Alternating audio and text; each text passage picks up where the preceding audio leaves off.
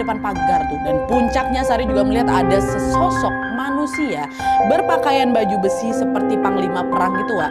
Tapi dari pusat sampai ke kaki tubuhnya tuh kuda. Jadi sosok tuh setengah manusia setengah kuda. Bayangkan sama kalian, itu tengok sama gue. Berbagai penampakan itu membuat Sari takut lah tentunya. Wih astagfirullahaladzim, gitu-gitu takut juga sih Sari. Lalu karena dia nggak sanggup melihat semua sosok itu kan, akhirnya di sepanjang perjalanan sebelum nyampe ke rumah Bu Sumi itu aku pejamkan aja mataku. Nah dia nggak pernah aku tengok-tengok lagi kan, takut. Nah, sampailah beberapa saat motor yang dikendarai sama Pak Tikno ini pun tiba-tiba berhenti. Setelah motor itu berhenti, Sari pun kembali membuka matanya lagi. Dan di situ dia baru tahu bahwa rumahnya Pak Mukhtar, udah nyampe di rumahnya Pak Mukhtar. Rumahnya Pak Mukhtar ini ternyata berbeda jauh kali Nadia dengan rumah-rumah yang aku tengok di depan tadi.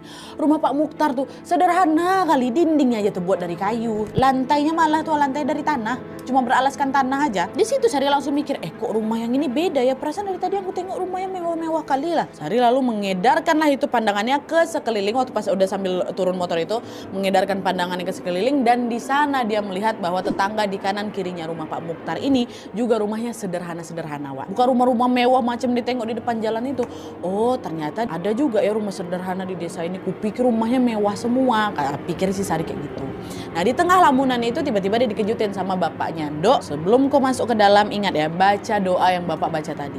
Kamu masih ingat kan gimana doanya? Oh iya Pak, masih Pak. Yuk masuk, kata si bapak. Dah, mereka pun kembali dulu membaca doa dalam hati, dan setelah itu barulah mereka bertiga ini masuk ke dalam rumahnya Pak Mukhtar.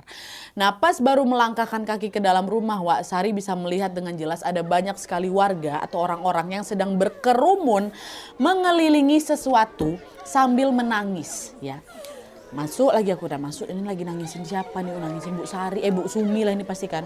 Tapi waktu didekati sama Sari Wak, Sari baru tahu, aduh merinding aku. Yang dikelilingi sama orang-orang itu apa? Batang pisang.